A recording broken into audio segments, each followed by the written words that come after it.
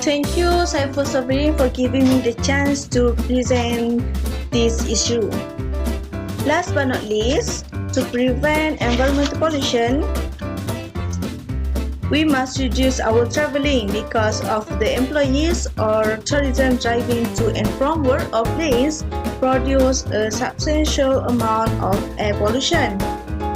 Encourage or subsidize employees to use public transportation or organized carpools and allow them to work or stay at home whenever possible. Work says the less gasoline we burn, the better we are doing to reduce air pollution and harmful effects of climate change. He also said that make good choice about transportation when we can walk, ride a bike or take public transportation. I just want to share a little bit fact about air pollution. Air pollution is a significant global threat to human health. Each year, air pollution is responsible for 5 million deaths. 91% of these deaths occur in low and middle income countries, and 97% of cities in these countries do not meet World Health Organization (WHO) air quality guidelines. Air pollution has been linked to various respiratory and cardiovascular disease, increased mortality and lower productivity. It is often called a silent, sometimes invisible killer, as deaths are directly caused by breathing polluted air. Poor air quality affects us all, but newborns, young children, and the elderly are more vulnerable to the health effects of air pollution.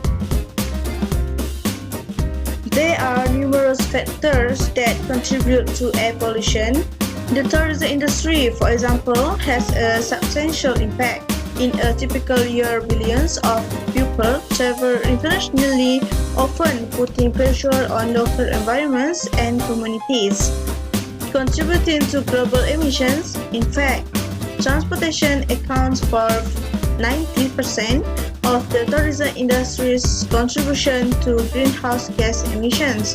Low-resource island nations are particularly vulnerable to the negative environmental effects of tourism, as travelers increase the demand for already limited natural resources. In a nutshell, we must be aware about the environmental pollution that can be harm to our future, especially to our health. There are several ways to prevent this happen, especially we must educate people on environmental pollution by doing some research online and get to know about the causes of pollution in our area. Then we must share with many people as much as possible so that they are aware of the variety of pollution and the ways to prevent it. Besides educate people about the environmental pollution, there are some preventive measures to reduce air pollution and its effects.